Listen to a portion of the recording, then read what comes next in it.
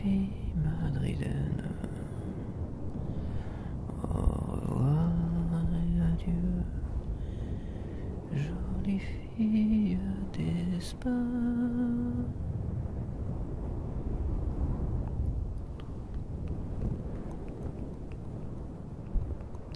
Bonsoir, bonsoir. Comment tu vas, comment tu vas, comment tu vas, comment tu vas? Comment tu vas ce soir?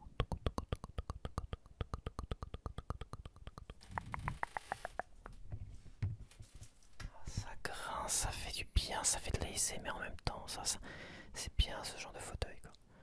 Tu vois, c'est là, ça couine, ça grince. Ouais, si t'aimes pas les couinements, c'est sûr que c'est pas très agréable. Donc alors ce soir, d'abord je vais te lire une nouvelle que je vais écrire. Donc là on est évidemment dans le créneau minuit dormeur à minuit le jeudi soir. Et je vais te lire une nouvelle que j'ai écrite autour de, on va dire, de l'amour. Je t'en dis pas plus.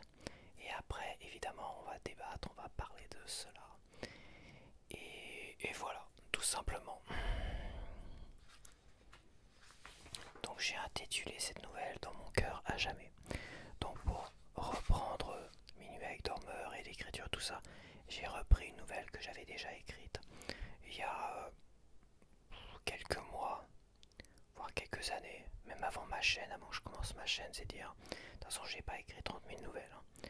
J'en ai écrit une, le reste c'est des grosses histoires ou plein de petites histoires, plutôt des histoires longues, ouais on pourrait dire des nouvelles, mais des nouvelles assez conséquentes, etc., etc., plus une lettre d'amour que je t'ai proposé la dernière fois. Là je vais partir sur un recueil de lettres et de nouvelles autour de l'amour, autour de mes expériences aussi. Donc pour l'instant je te dis pas si ça c'est autobiographique et tout ça, je t'en parlerai après. Et je vais partir sur ça, vraiment écrire parce que j'ai envie d'écrire et de l'associer à ma chaîne également. Donc qu'est-ce qui se marie le mieux à ma chaîne? Ça reste comme les nouvelles, les lettres autour de l'amour, autour de mes expériences. Parce qu'on aime bien sur ma chaîne que je parle de mes souvenirs, de mes expériences et tout ça, c'est quelque chose, je le sais, je le vois dans les commentaires. J'ai partagé énormément de choses au niveau de mes écrits, tout ce qui tournait autour finalement des extraits de romans et tout ça, bon, très peu de retours, voire pas du tout de retour. Par contre, quand c'était le fait de partager ma lettre, ma première lettre d'amour que j'ai écrite, euh, pour ma toute première émission Minuit avec dormeur, ma toute première vidéo. Là oui j'ai eu des retours, même en email j'ai eu des retours. Et quand il s'agit de parler de mes souvenirs, de mes expériences, énormément de retours aussi positifs. Donc à un moment donné, voilà, il faut associer les trucs, tu vois, emboîter le Lego dans le machin, tac, au bon moment, merci, au revoir. Et pas tergiverser pendant 107 ans non plus. Voilà, j'ai plus vraiment de motivation à écrire des romans aujourd'hui. Peut-être que ça me reviendra. Voilà. Mais à écrire comme ça des histoires courtes, faut que je reprenne l'écriture parce que là ça fait un moment que j'ai pas écrit. C'est vrai que ma chaîne me prend beaucoup de temps et ça me fait du bien. Ma chaîne me fait du bien. C'est comme je l'ai déjà dit, c'est la meilleure chose qui me soit arrivée. Cette chaîne d'ASMR, voilà, c'est voilà la meilleure chose qui me soit arrivée et je vais pas la lâcher comme ça. Par contre, l'écriture est mon objectif, il n'est pas fini au niveau de l'écriture, j'ai vraiment envie, c'est vraiment là. Après, écrire des romans, je ne sais pas. J'ai vraiment, je ne sais pas, il y a comme, finalement, je trouve aujourd'hui, une envie, un désir de pouvoir m'exprimer à travers des nouvelles et des courriers. C'est pas ce qui a le plus de succès. Les nouvelles, c'est pas ce qui plaît le plus dans le monde de l'écriture, de la lecture et de ceux qui consomment, on va dire, des livres et tout ça. C'est pas les nouvelles qui plaisent le plus, hein. On est plus vraiment sur les romans et trucs comme ça, les sagas et tout, Harry Potter, tu vois. Parce que se lancer dans l'écriture, c'est quelque chose quand même qui demande énormément de travail, mais énormément, faut s'impliquer, mais quasiment à 90% de son temps. C'est pas possible quand tu travailles à côté, quoi. C'est pas possible quand tu travailles à côté de vraiment t'investir pleinement dans l'écriture. Tu peux toujours te dire je travaille 2 heures tous les soirs et encore 2 heures tous les soirs, faut les avoir. Et en plus il faut, comment dire, et en plus t'avances pas quoi. C'est quand même très très compliqué. C'est un investissement qui prend tellement de temps. C'est très chronophage finalement. De se lancer dans, au moins rien que de se lancer dans l'idée d'écrire un roman, c'est chronophage. Ça se fait quand t'es vraiment dedans, pleinement dedans. Mais, et voilà. Et c'est compliqué. Et puis t'as tellement pas de recul sur ce que t'écris que c'est très compliqué. Une nouvelle, c'est beaucoup moins chronophage, t'es beaucoup plus motivé. Et à la fois, t'as beaucoup plus de recul parce que tu t'investis moins dedans, tu passes beaucoup moins de temps à écrire ta nouvelle, que tu peux la laisser pendant une semaine. Tu seras moins pris dans tout ce que tu as écrit finalement et tu vas revenir dessus une semaine après et tu vas te dire ah non, ça j'ai quand même essayé de réécrire ça au mieux. Il y a, il y a beaucoup plus de facilité à se détacher de ces romans, enfin de ces nouvelles et de ces lettres d'amour, ce que je vais écrire, que des romans. Je vais partir là-dessus parce que sinon je pense que je vais pas réussir à écrire. Peut-être que je reviendrai sur des romans, le format roman. C'est quasiment sûr parce que c'est toujours là, voilà. Mais je pense qu'il va falloir que j'adapte un, un travail d'écriture avec ma chaîne. Et de ce que je vois, de ce que j'ai vu, ce sera des courriers, des nouvelles, des lettres autour de l'amour, autour de mes expériences et peut-être autre chose aussi. Donc là, j'en parle après de cela et je vais d'abord te lire cette nouvelle. Donc je vais te lire ça dans mon cœur à jamais par moi-même, Léon Dormeur.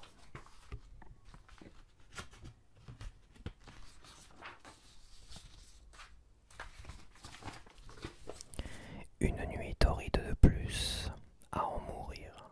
Un air irrespirable m'a pesé lourd sur la poitrine. Une infime fraîcheur matinale émergea comme un cadeau en ce jour d'anniversaire, mon 40e et mon dernier. 3 mouchettes me tenaient compagnie. La bataille pour les chasser s'annonçait rude.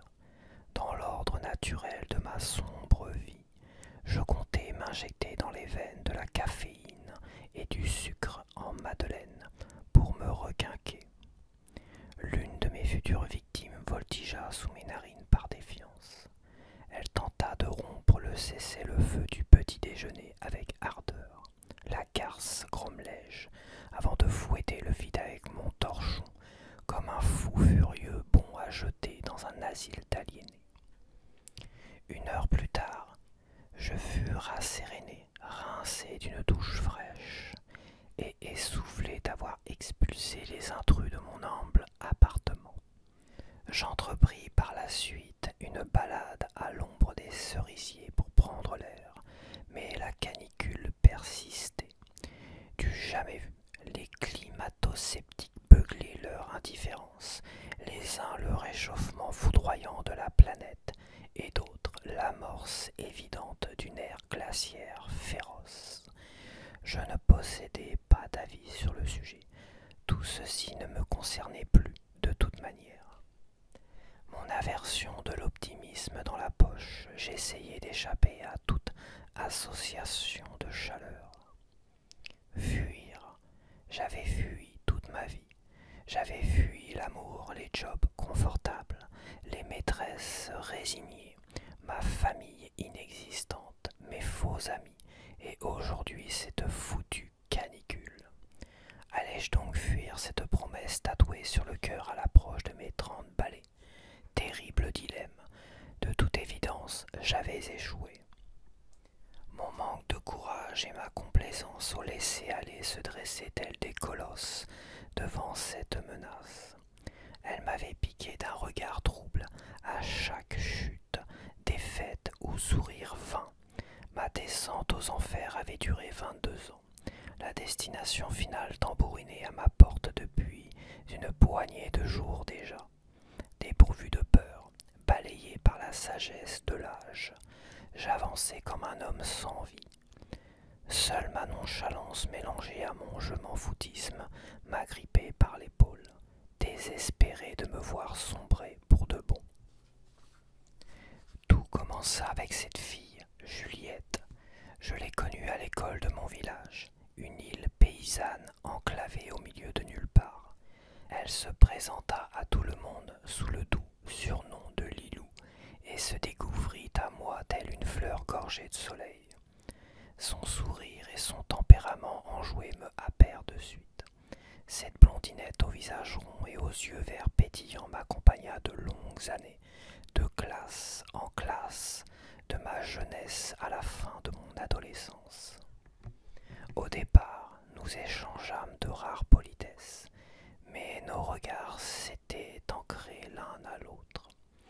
Nous nous étions côtoyés lors d'un été bien arrosé, grâce à des amis d'amis peu fréquentables. Nos gesticulations exprimaient le souhait de nous rapprocher. Ma timidité me paralysa à de multiples occasions. Lilou ne semblait pas souffrir du même handicap, juste une frustration palpable quand nous nous quittâmes de baisers courtois.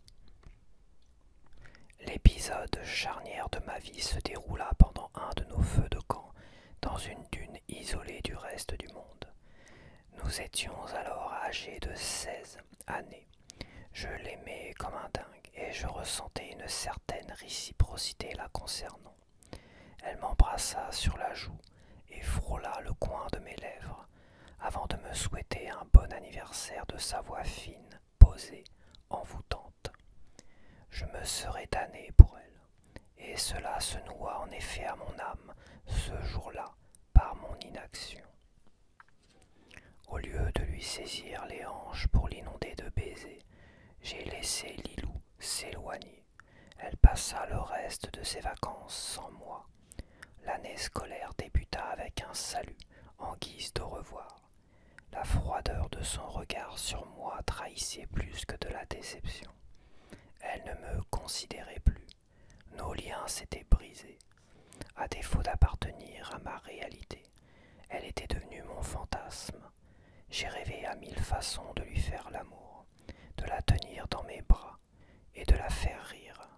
Mais seule ma peur ricanait. Elle me narguait, se moquait de moi. Un été plus tard, elle sortait avec un certain Fabien, un bellâtre d'un niveau supérieur. À côté, je ressemblais à une sombre loque, fumeur de joint. Nos chemins de vie se séparèrent par la suite. Je la revis une décennie après, devant un pub bondé de jeunes gens ivres de tous les vices. Elle caressait les cheveux de ce Fabien, vieilli comme un bon vin. Avec lui, elle se pavanait, heureuse, dans une tenue aguicheuse. Mon Dieu, qu'elle est sexy, m'étais-je dit. Et quel charisme, ma frustration tournait à plein régime. On se salua de bonsoir succinct, avant de se quitter de pincements de lèvres. Elle illuminait l'espace alors que je le réduisais à un trou sombre et puant. De là naquit une promesse dangereuse. Un éclair esselé foudroya le ciel, suivi d'un coup de tonnerre de tous les diables. Ce deuxième épisode charnière de ma vie enchaînait celui de mon plus gros échec. J'avais cumulé 10 années de pleurs, de tristesse et de plans foireux. Mes relations avec les autres femmes s'avéraient pathétiques au possible quand je daignais bien me comporter. Mais mon cœur s'enfuyait ailleurs. Je méritais à n'en point douter ce deuxième coup de poignard. Perdre tout, la perdre elle, perdre pied, perdre ma vie. Je devrais en toute logique la rejoindre à l'âge de 16 ans pour corriger cette insidieuse erreur. Tel un cancer, celle-ci infligea à mon existence cet arrière-goût déchirant à la limite du dégoût. Mais Madeleine me remontait dans le gosier tant mon ventre se resserrait. Aux dernières nouvelles, ma Juliette se serait mariée avec Fabien à l'âge de 37 ans. Elle aurait eu avec lui 2 marmots beaux comme des dieux. Ma tombe m'offrit un large sourire carnassier. De mon côté, j'avais abandonné le mien, pour de bon. N'aurait-il pas eu une petite chance de tout arranger en y pensant très fort ou en défiant le cours naturel des choses? le temps inespéré, la veille de mes 17 ans. En guise de cadeau, cela se révélerait succulent. Pour une 40e bougie, un miracle de dernière minute s'avérait possible. Ferme les yeux, prends de grandes inspirations, expire, compte jusqu'à 10. 1, 2, 3, 4, 5, 6, 7, 8, 9, 10. Paul, dit une voix familière dans mon dos. Lilou, lui ai-je répondu après m'être retourné. Elle me dévorait du regard. Sa chevelure blonde bataillait avec le vent sur son visage d'ange. Elle ne me laissa pas le temps de devenir plus loquace. Elle s'approcha délicatement de moi d'un sourire malicieux. Son parfum de vanille m'envahit les narines. Il nuançait l'odeur de sa peau hâlée, prise en étau entre la chaleur étouffante de l'après-midi et la moiteur du début de soirée. Elle respirait la perfection.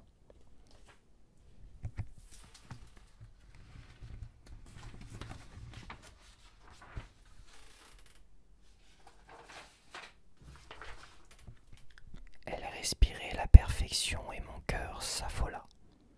Il battait à tout rompre. Quand elle posa un baiser sur ma joue, je crus mourir. La douceur de ses lèvres lorsqu'elle effleura les miennes en se retirant me convainquit que la vie valait la peine d'être vécue. Bon anniversaire, en fait. Et voilà. Bon. Donc voilà. J'espère que tu as apprécié cette nouvelle. Alors ce n'est pas, si tu te poses la question, une autobiographie, c'est pas... Voilà, évidemment, il y a des inspirations dedans. Ça parle évidemment d'actes manqués. Et on a tous vécu des actes manqués, mais certains peut-être plus importants que d'autres. Là, évidemment, dans ce cas de figure, cet acte manqué lui a pourri la vie jusqu'à sa quarantaine, voilà, bon, je vais pas trop en dire, je vais pas trop parler, parce que ça reste quand même, il y a beaucoup de sous-entendus dans cette nouvelle-là. Il y a beaucoup de choses, beaucoup de sous-entendus, il y a beaucoup de mystères aussi.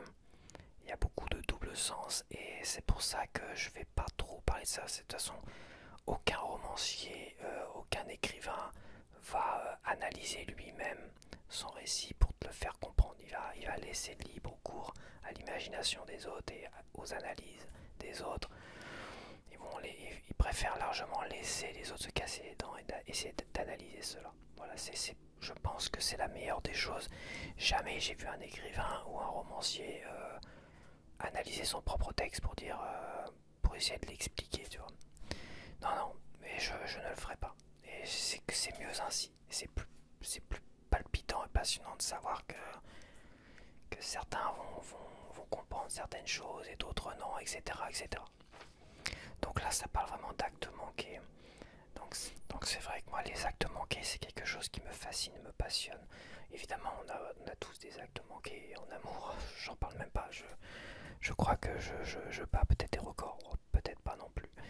Mais c'est vrai que les actes manqués, beaucoup en parlent, on en voit dans les films. T'as la chanson de Jean-Jacques Goldman, à nos actes manqués. Je fais très mal en fait. Nos actes manqués, Jean-Jacques Goldman. Dans les films, on a quoi dans les films, j'en ai déjà parlé des actes manqués dans mon analyse du film La vie est belle, où La vie est belle. Le gars, à un moment donné, il pète un câble, il est malheureux et tout ça. Alors qu'il ne se rend pas compte de la vie exceptionnelle qu'il a. Là, on n'est pas vraiment dans La vie est belle, dans des actes manqués, bien au contraire. Peut-être que lui, il a pas suivi le chemin qu'il désirait au départ. Mais en fait, quand les belles choses sont arrivées à lui, on a des films comme Les Vestiges du jour que j'ai là, par exemple, où là, on est vraiment dans ces actes manqués au niveau de l'amour en plus. Et finalement, ces actes manqués, c'est comme un cancer qui te ronge, qui te poursuit, te pourrit l'existence. Il faut faire très attention aux actes manqués. Et c'est vrai que je m'étais toujours dit, mais comment on peut pallier à ça? Je pense que déjà prévenir la chose, c'est quasiment impossible. Parce que t'as beau être confiant, t'as beau être au meilleur de ta forme ou tout ce que tu veux, à un moment donné, tu peux être surpris par ces actes-là, tu peux être surpris par... Tu peux, je sais pas, on va parler d'amour, toujours être surpris, dans mon cas, par une femme, avoir un vrai coup de cœur, un vrai coup de foudre et pas arriver à sortir deux, trois mots de ta bouche, pas arriver à t'exprimer et pas arriver finalement à essayer de séduire, de voilà. Bon, ça c'est un acte manqué qui passe parce que évidemment on est tous finalement arrivés à un moment donné dans sa vie à ne pas réussir, à ne pas aller de l'avant et aller parler à cette personne, tout ça, c'est presque devenu quelque chose de naturel. Là, dans ce cas de la nouvelle, c'est quand même, il y avait quand même moyen, quoi. Je veux dire, t'as quand même cette fille-là qui l'embrasse sur la joue, près des lèvres et tout ça. Voilà, il faut y aller, là. Là, comment ça se fait qu'il est passé à côté de ça? Et c'est horrible. C'est cet acte manqué, c'est là que c'est quand même incroyable. La porte était tellement ouverte, quoi. Quand tu rencontres quelqu'un et t'as un coup de foot, mais la porte n'est pas forcément ouverte. Et évidemment, t'as la peur de te casser les dents, t'as la peur de machin, et même t'as beau être confiant, et à un moment donné, tu perds tous tes moyens et tout ça. Donc il y a acte manqué et tout ça, c'est vrai que c'est compliqué. Mais je pense que tu peux pas prévenir ça. Tu peux pas les prévenir. Et à un moment donné, je m'étais toujours posé la question, mais comment finalement arriver à s'en détacher? Se détacher de ça, d'en guérir. Bah, il y a peut-être c'est la philosophie en fait, la philosophie. Alors il y a philosophie et qu'on appelle ça développement personnel.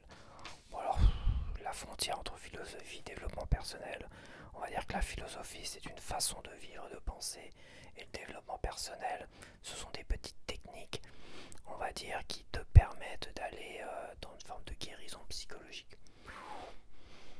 Bon, la frontière est peut-être un peu mince, mais bon, dans le côté, on va dire, philosophique, on a le fameux carpe diem, cueillir...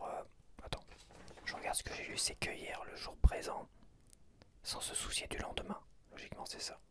Cueillir, c'est cueille. Cueille le jour présent sans te soucier du lendemain. Carpe diem, ça veut dire cueille le jour présent sans te soucier du lendemain. Donc on a ces deux phrases dans Le cercle des poètes disparus avec Robin Williams. C'est un film important, c'est un film très inspirant sur ça aussi. Euh, Cueille le jour présent sans te soucier du lendemain, ça veut dire, en fait, tu dois vivre le jour, dans l'instant présent, sans te soucier du résultat et sans espérer quoi que ce soit, sans te faire des films sur quoi que ce soit. En fait, c'est te concentrer vraiment sur l'action au jour le jour, la vie au jour le jour. Et en faisant cela, en fait, tu passes pas ton temps à te projeter. Parce que quand tu te projettes, finalement, tu restes enfermé chez toi des jours et des jours. Et tu t'imagines, ah, un jour je vais faire ci, un jour je vais faire ça. Et finalement, en te projetant, tu n'avances pas dans ta vie. Tu profites pas de ta vie au jour le jour. Voilà, cueille le jour présent, c'est vraiment, tu dois profiter de ta vie. Alors évidemment, on peut pas toujours sortir de chez soi tous les jours et aller faire la fête, tout ça. Et puis des fois il se passe des choses et tout. C'est très compliqué, mais dans le principe en fait, c'est surtout c'est de vivre pleinement au présent, pleinement ses journées, et de ne pas tergiverser, de penser à l'avenir, ne pas espérer quoi que ce soit, ne pas penser à l'avenir, ne pas forcément penser aux répercussions, mais évidemment t'es assez intelligent pour pas faire trop de conneries non plus. Parce que bon voilà, mais c'est pas ça que ça veut dire, ça veut pas dire fais tout un tas de conneries sans te soucier de la justice derrière. C'est pas ça que ça veut dire. C'est-à-dire psychologiquement arriver à se détacher du futur, mais aussi se détacher du passé. Et oui, parce que cueille le jour présent, on parle pas de passé là-dedans. Mais c'est important, plus tu te concentres sur le présent, plus le passé s'efface et plus le futur s'efface et plus tu profites de la vie. Et finalement, plus tu guéris de toutes tes souffrances, de tous tes actes manqués. T'es pas en train de mouliner tous tes échecs dans la vie. Quand tu te concentres sur le présent, tu moulines pas tous tes échecs dans la vie. C'est ça qui est important. Et c'est ça que Carpe Diem, je pense, en philosophie et en développement personnel, parce que l'instant présent, c'est des techniques de développement personnel qui s'associent finalement à Carpe Diem. Tu peux vraiment guérir de cela, je pense, c'est sûr et certain, parce que, en fait, plus tu te focalises sur tes actions, peu importe ce que tu fais, la vaisselle, leur passage, c'est pas les trucs les plus palpitants, mais si tu arrives à vraiment te concentrer dessus, dans ta tête, t'es pas parti dans tes pensées passées, tes échecs, tes douleurs et machin et tout ça. Évidemment, c'est beaucoup plus facile à dire qu'à faire parce qu'on est vraiment conditionné depuis des années et des années à ruminer, à se projeter, anticiper des rendez-vous à la con, où tu vois toujours le côté négatif. Quand tu anticipes plein de rendez-vous, ça peut être un rendez-vous de travail, tu vois toujours plus le négatif que le positif et de toute façon c'est pas bon. Alors qu'en fait tu devrais concentrer plutôt sur ce que tu es en train de faire avant d'aller au boulot. Certes, tu as ton objectif d'aller au travail, voilà, c'est un rendez-vous et t'inquiète pas que tu vas y penser. Tant que tu es conscient de ta journée, conscient de ta vie, je peux t'assurer que tu n'oublieras pas ton rendez-vous de travail. Mais si t'arrêtes pas de ruminer le passé, le futur, t'anticipes, tu machin, tout ça, t'as beaucoup plus de chances là d'oublier ton rendez-vous. Parce que t'es parti tellement dans tous les sens, dans plein d'illusions en fait, c'est que des illusions. Et bah à un moment donné t'es totalement perdu, et tu te dis putain j'ai rendez-vous à quelle heure en fait, et là c'est la panique totale, et tu vis dans la peur. Parce que la peur c'est le futur, et la peur c'est le passé. Mais la peur ne sera jamais le présent. Et la rancœur, tous les mauvais sentiments, les mauvais ressentis, la peur, la rancœur, la colère qui peut en découler et tout ça, les craintes et l'anxiété, tout ça, en fait, c'est quand tu vis dans le passé et c'est quand tu vis dans le futur. Voilà. Vivre dans le présent, carpe diem, cette philosophie de vivre l'action présente, de vivre le faire plutôt que le résultat. Oui, parce que même si tu as un objectif, à un moment donné, tu as un objectif, ça c'est bon, c'est acté. Mais si tu te focalises sur le résultat souhaité de ton objectif en permanence, au lieu de te focaliser sur ce que tu es en train de faire, sur l'action, sur le présent et tout ça, en fait, tu fais que de la merde au présent et t'avances pas et tu échoues en fait. Et c'est beaucoup plus facile à dire qu'à faire. Moi, je travaille énormément, le carpe diem, le machin, tout ça. Ça fait 1 an, je suis à fond dessus et je peux t'assurer que sortir de ces mauvaises habitudes et tout ça, c'est très compliqué. Mais je l'ai vu qu'à un moment donné, arriver à être plus dans le présent, à avancer dans le présent, je me détache totalement du passé. Tous les bons souvenirs sont toujours là, tous les mauvais souvenirs sont plus là. J'ai travaillé 2 ans dans une boîte. Ça c'est bon, ça je l'ai fait, j'ai fait le boulot. Moi j'étais pas super à mon aise dedans, mais j'ai fait le boulot, ça s'est fait. Et à la fin, j'ai été victime de harcèlement moral. Et bah, je peux t'assurer que la dernière fois, là, j'ai vu à la télé un truc qui était associé à ma boîte, on va dire. Associé à ma boîte au niveau du travail qu'on effectuait dedans. Mais c'était pas le même nom, évidemment.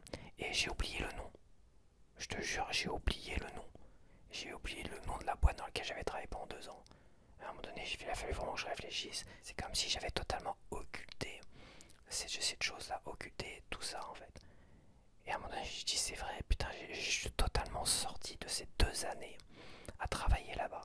J'ai complètement occulté tout ça, sauf, et je dis bien, une fille que j'ai rencontrée qui, voilà, où j'ai eu des sentiments pour elle et tout ça, mais toutes les bonnes choses qu'il y a eu dans le travail ou autour de ce travail-là, pendant ces 2 ans, tout ça, toutes les bonnes choses, elles sont là, elles sont présentes, elles sont vivantes. Et toutes les choses négatives, même des gens insignifiants avec qui j'ai travaillé là-dedans, je me rappelle vaguement comment ils s'appellent pour certains, et bah tout ça, ça m'a échappé en fait. Et au début j'ai eu peur, je me suis dit putain je suis en train de perdre la mémoire en fait. Mais je me rends compte que toutes les choses positives, ça revient comme ça, quasiment instantanément. Et les choses négatives, ça disparaît. Ça fait un peu peur. Je dois bien t'avouer que ça fait un peu peur. C'est la chose qui me fait le plus peur. Mais dans le reste des choses vraiment extrêmement positives, c'est que t'es beaucoup plus vigilant en fait. T'es beaucoup plus présent des choses. T'inquiète pas que t'oublieras pas les rendez-vous. T'inquiète pas que t'oublieras pas. C'est tellement là en fait. Et t'es tellement plus productif. Et oui, productif en fait. productif quand tu te... Putain mais il y en a, ils en font du boucan avec leur... J'ai l'impression qu'il y avait une chute d'eau là. J'ai l'impression que j'avais une chute d'eau chez moi. Il y en a, il a un robinet, il fait... Non mais j'ai eu peur, j'ai eu ça coule chez moi. Ils sont fous, ils sont fous. Et alors t'es beaucoup plus vigilant dans le présent et t'es beaucoup plus productif en fait. Puisque t'es plus focalisé sur ce que t'es en train de faire, peu importe ce que tu fais. Même le ménage, bah tu fais le ménage plus rapidement, plus facilement. Ça passe tout seul et c'est moins pénible en plus à faire. Par exemple, c'est un exemple quand tu travailles sur un texte, un récit, et bah voilà, t'es beaucoup plus productif. Ça va bien mieux. Voilà, après, ça t'empêche pas d'aller chercher des idées dans le passé, des trucs comme ça. Le carpe diem, c'est pour t'éviter de ruminer le passé négatif et surtout d'éviter de rentrer dans une illusion du futur, de choses qui ne sont pas arrivées. Tu vois, des choses qui ne sont pas arrivées. On est tous en train de s'imaginer des choses dans des objectifs peut-être à la fois positifs parce qu'on veut devenir, je sais pas, telle ou telle chose dans la vie on veut, je sais pas, plein de choses dans la vie qui sont des désirs, peut-être des pulsions, pas plus des désirs qu'autre chose. Et à la fois, je trouve qu'on, je pense qu'en se focalisant sur le futur, on s'imagine tellement de choses, parfois totalement aberrantes, parfois même des choses qui sont presque irréalisables. Enfin, je veux dire, c'est tellement stupide en fait, c'est tellement bête. C'est tellement bête de se focaliser sur le futur, sur le résultat de ses objectifs. Voilà, je veux devenir un grand écrivain, bon, je vais prendre mon cas. C'est bête de s'imaginer en train de signer et en train de faire le tour du monde en avion, d'être invité à toutes les radios télé et de répondre à des discours sur des trucs que j'ai même pas encore écrits ou sur des trucs que j'ai écrits, soi-disant ça a eu énormément de succès, ça s'est vendu à des millions d'exemplaires, ce qui est pas le cas. C'est quand même stupide de s'imaginer des trucs comme ça. C'est quand même, c'est limite de la maladie mentale quoi. Mais on est tous comme ça. On est tous comme ça. C'est ça le truc. On est tous comme ça. On est tous en train de se focaliser sur le futur et en faisant ça, et pas dans le présent. T'es là, t'es sur ton petit nuage. Tu n'avances pas en fait. Tu n'avances pas. Tu n'avances pas sur ce roman que tu devrais écrire. Par contre, dans ta tête et dans le futur, tu l'as déjà écrit, c'est déjà un énorme succès. Allez, c'est bon, t'as plus besoin d'écrire en fait. Alors quand tu reviens dans le présent, tu essayes de revenir au présent, il faut travailler, et tu te dis ah putain merde, il faut que je l'écrive le roman. Ah merde. Donc c'est vrai que c'est tellement stupide de se focaliser sur le futur. Et le passé, j'en parle même pas parce que c'est que de la souffrance. C'est que de la souffrance le passé. Quand tu dois accoster une femme et que tu te rappelles les derniers échecs quand tu as accosté une femme, je peux te dire tu vas pas l'accoster la femme dans le présent parce que là ça mouline dans ta tête, c'est bon. Non, c'est mort, c'est le passé. C'est pas une illusion passée parce que ça s'est passé, mais à la fois le ruminer dans ta tête comme ça et de le rendre réel au présent, c'est totalement illusoire. C'est aussi bête que de se projeter dans le futur. C'est pour ça. Alors attention, c'est beaucoup plus facile à dire qu'à faire. Je le sais par expérience que ça fait 1 an que je suis à fond dedans, que je travaille à fond ça, le carpe diem on va dire. Et autant ça m'a apporté énormément dans ma vie. Pour ma chaîne d'ASMR, ça m'a apporté énormément aussi. Parce que j'ai avancé, j'ai progressé sans forcément me focaliser sur un futur succès ou quoi que ce soit. Et ben j'ai pleinement avancé. Parce que j'étais sûr et certain plus productif. Je me suis plus concentré sur le présent. Évidemment, quand je suis là en train de tourner avec toi, je suis totalement dans le présent. Parce que je te cause, j'enregistre, je te cause, je suis totalement dans le présent. Je suis pas là en train de penser à mon passé de merde. Ou en train de me projeter dans le futur. Ah merde, j'ai un rendez-vous, putain. Ah fais chier, ah merde. Voilà. Se projeter dans le futur, je pense que c'est ce qui crée le plus d'angoisse. Pour moi, c'est ça. Se projeter dans le futur, c'est ce qui crée mon anxiété. J'étais énormément anxieux. Je suis toujours un petit peu. C'est toujours latent. Comme je dis, il n'y a pas de miracle. Ça va pas demander, ça se fait pas. Si on peut parler de guérison et de maladie, ça se fera pas en un claquement de doigts. Pas après 40 ans de vie où J'étais toujours dans le futur, en train de me projeter et j'étais toujours en train de ruminer le passé. Ça va pas se guérir comme ça en 5 minutes. Malheureusement, il n'y a pas de miracle. Il n'y a pas de miracle étant permanent. Mais c'est un travail de chaque instant. Et c'est vrai qu'à un moment donné, j'ai voulu faire une association avec ce boulot de merde. Ce boulot à la con avec ces enfoirés au féminin qui m'ont vraiment pris la tête de fou. Et ben je suis vraiment content d'avoir oublié ce putain de nom en fait. Un nom tout à fait simple en plus. Un nom ce qu'il y a de plus simple. Je suis vraiment content de l'avoir oublié. Le seul truc qui ça m'a fait peur, c'est qu'à un moment donné je me suis dit putain je suis en train de perdre la mémoire. Mais c'est pas du tout ça. Parce que tout le reste je m'en souviens. Des belles choses je m'en souviens. Des choses il y a très longtemps. Tout ce qui m'a fait plaisir je m'en souviens. Donc à voir, ça se trouve je perds vraiment la mémoire, ça se trouve demain je ne sais même plus comment je m'appelle. Donc on verra, bah, de toute façon si je perds la mémoire je pense que tu seras un des premiers à le savoir, je serai là. Qu'est-ce que je fais là? Qu'est-ce que c'est que ça? C'est quoi ça? Comment ça se fait qu'il y a mon retour là?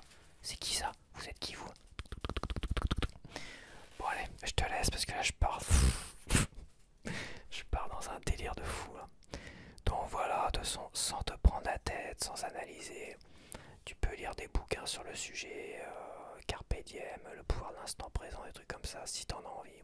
Mais rien que ça, rien que ces mots-là, cueille le jour présent, sans te soucier du lendemain.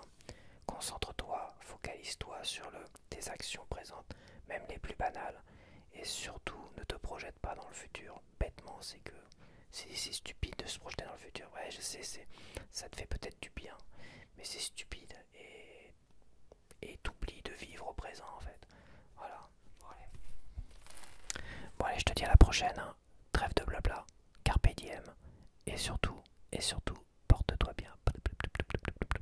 C'est très agressif hein, à 1h du matin, tu vois. Ouais, parce qu'il y en a qui vont être là à 1h du matin, dire putain, il me met des doigts dans les yeux depuis tout à l'heure. Donc voilà. Alors, ça fait déjà 2 fois que je te dis au revoir. Vais-je vraiment te quitter ce soir ou laisser la vidéo tourner encore pendant 1 heure? C'est quand même dingue ça. C'est quand même dingue de pas réussir à terminer ces vidéos. J'ai vraiment mal de chien à terminer les vidéos. Il faudrait que je fasse une phrase clé de fin de vidéo. Phrase clé. Il y en a qui ont des phrases clés de début. Et Carpe Diem c'est pas mal. Ça va être ça ma phrase clé. Un truc assez sectaire, tu sais, comme les gourous. Carpe diem, mosinum, mazulum, pati pati patapum, carpe diem. Porte-toi bien, chers abonnés. Porte-toi bien et cueille le jour présent. Attends, j'ai déjà oublié. Ah, j'ai peut-être Alzheimer. Cueille le jour présent sans te soucier du lendemain. Mais oui. Allez, je te dis au revoir cette fois-ci parce que là, je commence à en avoir marre de raconter n'importe quoi. Allez, bye bye.